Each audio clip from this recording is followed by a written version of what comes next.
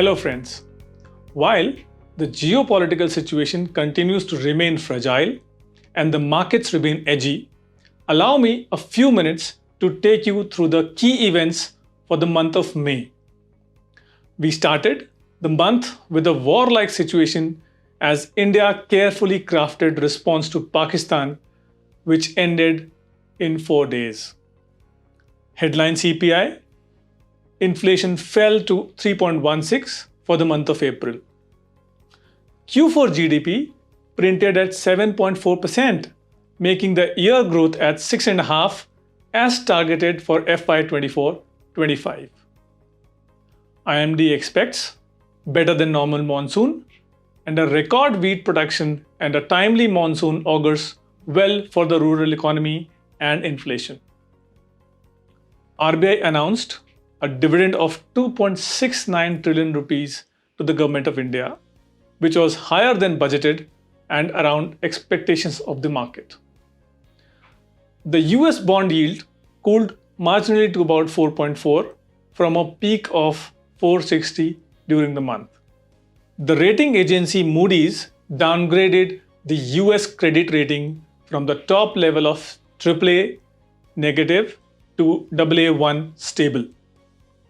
The Indian 10-year bond yield saw a low of 6.17, however, closed the month at 6.23.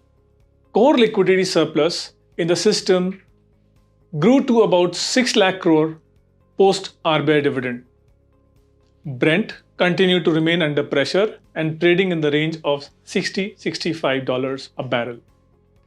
FX reserves closed the month at about $692 billion.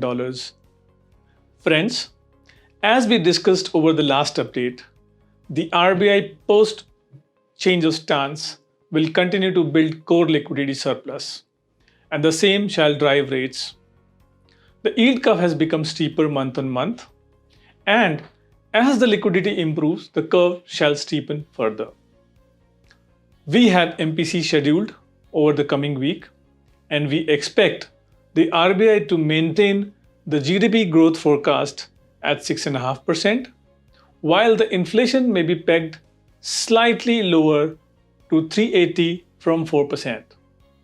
We expect RBI to cut 25 basis point repo rates for now, and maybe 25 basis point more may be delivered by October.